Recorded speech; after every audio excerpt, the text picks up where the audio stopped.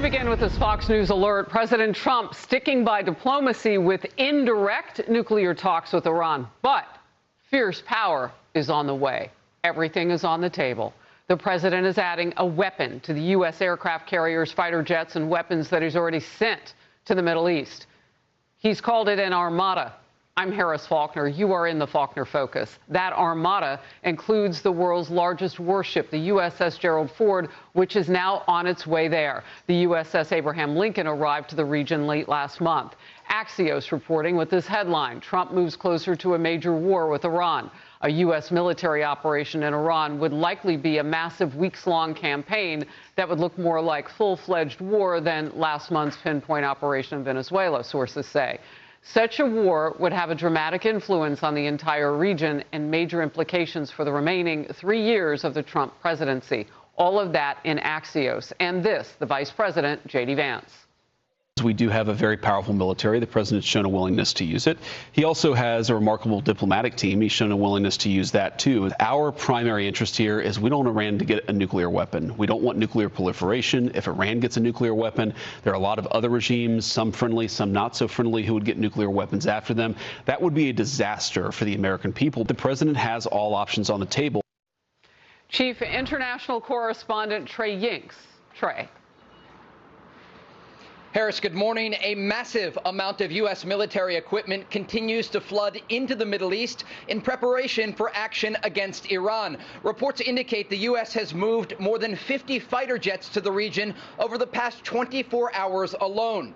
Along with the USS Abraham Lincoln Carrier Strike Group already in place and the USS Gerald R. Ford on the way, there are a variety of other U.S. Navy assets in the Red and Mediterranean seas. While talks on Tuesday left both sides saying that progress was made, there are still major questions about Iran's willingness to curb their nuclear program or address the growing regional ballistic missile threat. Yesterday on Fox News, Vice President J.D. Vance was asked about the negotiations. They agreed to meet afterwards, but in other ways it was very clear that the president has set some red lines that the Iranians are not yet willing to actually acknowledge and work through. So we're going to keep on working it, but of course the president reserves the ability to say when he thinks that diplomacy has reached its natural end. We hope we don't get to that point, but if we do, that'll be the president's call. The Iranians continue to threaten the United States. From the supreme leader to lower-level commanders, the IRGC has promised to go after American military interests in the event of escalation in the region. Iran's president has tried to strike a more diplomatic tone on nuclear issues, despite the threatening rhetoric from the rest of Iranian leadership. We have stated these many times. My own statements are not important. What matters from an ideological standpoint is the policy and the fatwa of the supreme leader. We are in no way seeking nuclear weapons. Whatever form of verification they want to carry out, we are ready for that verification to take place. Here in Israel, officials reportedly believe war could erupt in a matter of days and are preparing accordingly. Harris? Great reporting as always.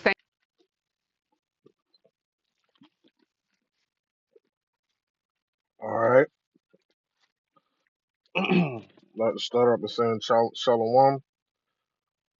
I'd like to start up by saying Kal Halayim La Yahweh, by Hashem Yahweh Shai, by Hashem Harakah Kodash Ma'amad.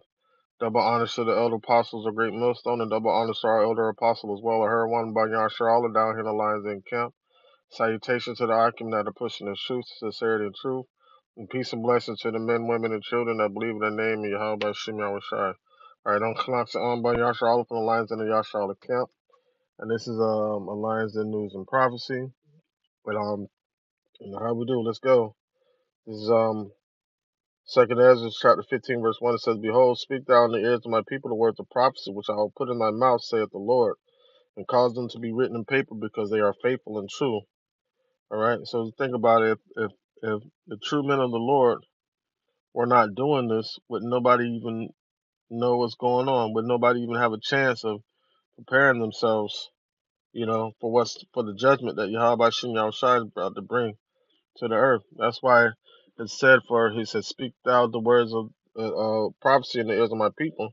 Speak thou in the ears of my people the words of prophecy, which he will put in our mouths.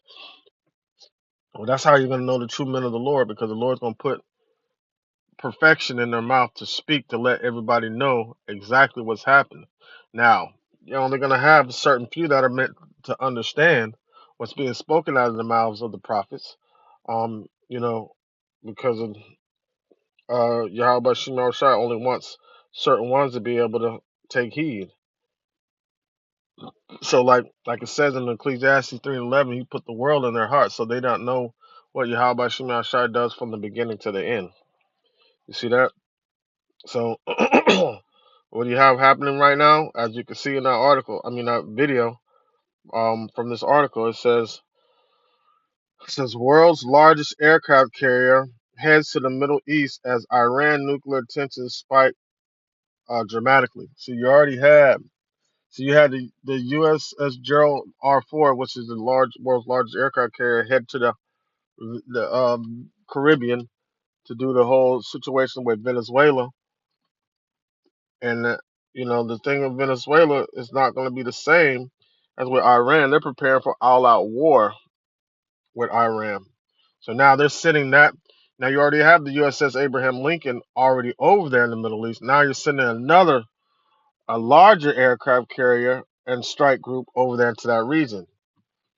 So something major is going to happen. I don't think they're going to waste all that money just bluffing. It's going to be some sort of payoff.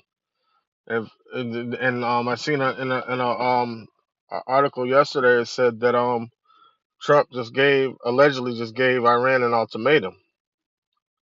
All right. So let's see what this article said. First of all, let's go into this. Let's go in the article real quick. This is says the world's largest aircraft carrier, the USS Gerald R. Ford, and its strike group are moving from the Caribbean towards the Middle East as tensions escalate between the U.S. and Iran, according to reports. The strike group is streaming across the Atlantic towards the Strait of Gibraltar. A Navy official confirmed to USN News on Tuesday. It says the move would place 2 aircraft carriers and their accompanying warships in the region. The USS Abraham Lincoln and 3 guided missile destroyers arrived in the Middle East more than 2 weeks ago. After deploying from Norfolk, Virginia in June 2025, the Ford has moved from the Mediterranean to the Caribbean last fall as the Trump administration assembled a major military presence before launching strikes on Venezuela and capturing President Nicolas Maduro. And you ain't heard nothing else about him lately. I wonder if he's even still alive. You know.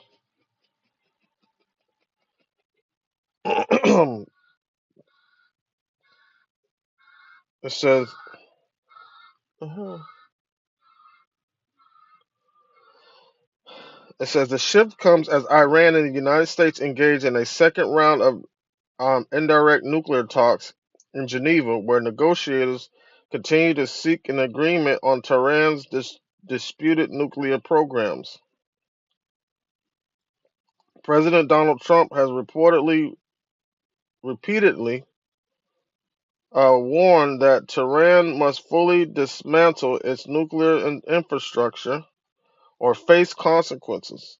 He called for full dismantlement of Iran's program in comments tied to Geneva negotiations and U.S. demands to go beyond a simple freeze. All right, it says. So you seen what I guess that was J.D. Vance. I ain't never really paid attention to what he looks like, but um they don't want. They said because they said if Iran gets nuclear capabilities, they're going to build a weapon, and there's going to be some people around them that are going to have access to weapons also. And they said that should be a danger to the earth. Right? How dangerous is it for the United States to be flexing its muscle and bullying, and they have missiles, nuclear ones. They have a whole arsenal of nuclear programs, reactors, and all types of uranium, plutonium, whatever you got, whatever you think of, name it. United States has. But they want to control. Why don't they have a problem with Russia? Russia got more nuclear weapons than anybody. because they know they can't really do anything with Russia, and they know, they're saying that. I guess we're saying that Iran is a lot more radical than Russia, and they're more likely to like set it off. Like they're more likely to be like, you know what, fuck it, and just start shooting stuff off. But you can't stop the inevitable, man, because Yahweh Shema Shai said these things are going to happen. This is Matthew 24:6. It says, "And you shall hear wars and rumors of wars. See that you be not troubled, for all these things must come, but the end is not yet." We're not at the end. We're getting close to the end, though. We're getting close to the end. These are signs to let us know that we're how close we are to the end. This is going to lead up to Armageddon, and then that's going to ultimately lead up to World War III. All right. Says, "For nation shall rise against nation, and kingdom against kingdom, and there shall be famines and pestilence and earthquakes in diverse places." So it's going to get real sorrow. It says, all these are the beginning of sorrows, right? And we've been seeing all these things. This is just the beginning of.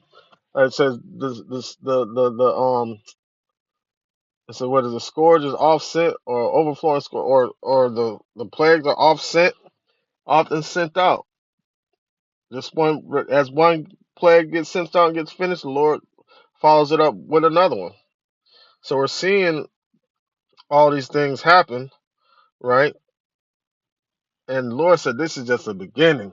He's about to bring some pressure on the earth, man. Some real pressure.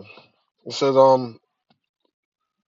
last Thursday, Trump warned Iran that failure to reach a deal with the United States regarding its nuclear program would be very traumatic after the two countries held indirect talks in Oman earlier this month.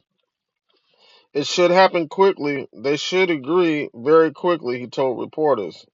Right, just like how he told um, Maduro, he better agree quickly. See,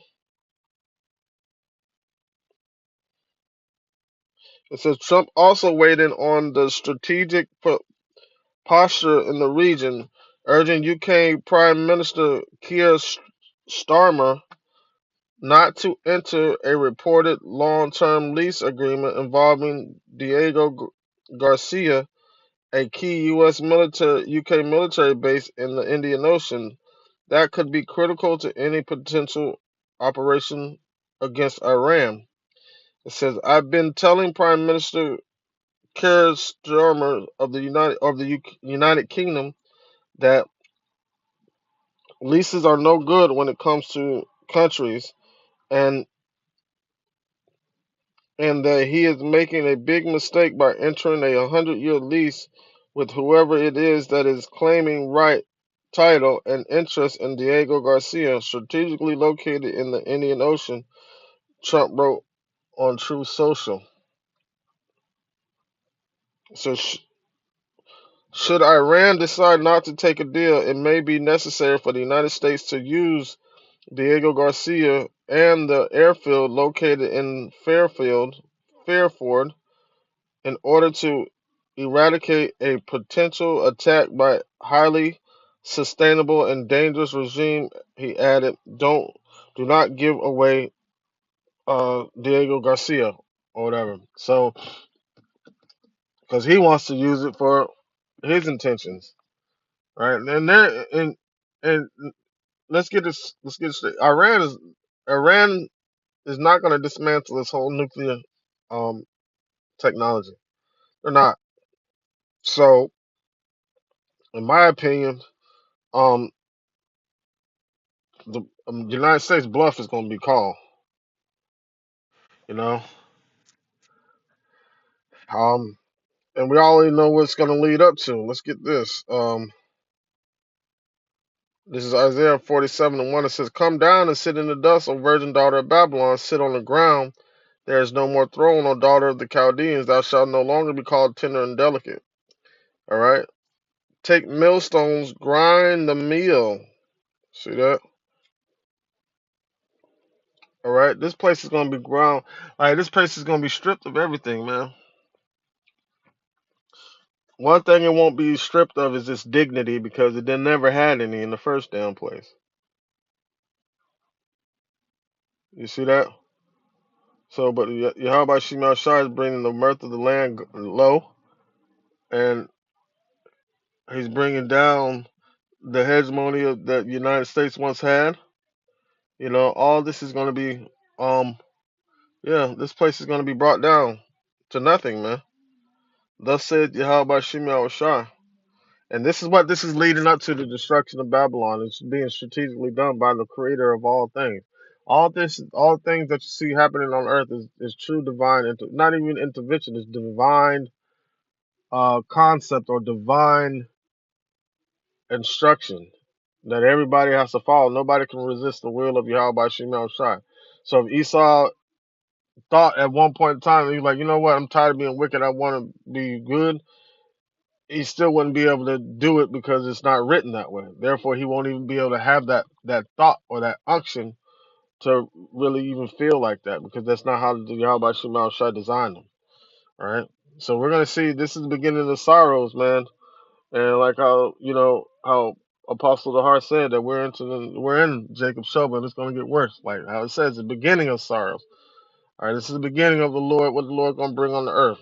All right, Lord willing, this lesson edify the servants perfect, so the hope of the elect, the one that truly believe in the name Yahweh Shema. I'll start with that. Like say, Kal Halayim, La Yahweh, by Hashem Yahweh Shai, by Hashem Harakak Wadash, Ma'amath. Double honors to the elder apostles of Great Millstone, double honors to our elder apostle as well, to her one, Bunny Yashar, all down here, the Lions in Camp. Salutations to the icon that puts in the truth, and sincerity and truth, and peace and blessing to the men, women, and children that believe in the name Yahweh Shema Shai. Shalom.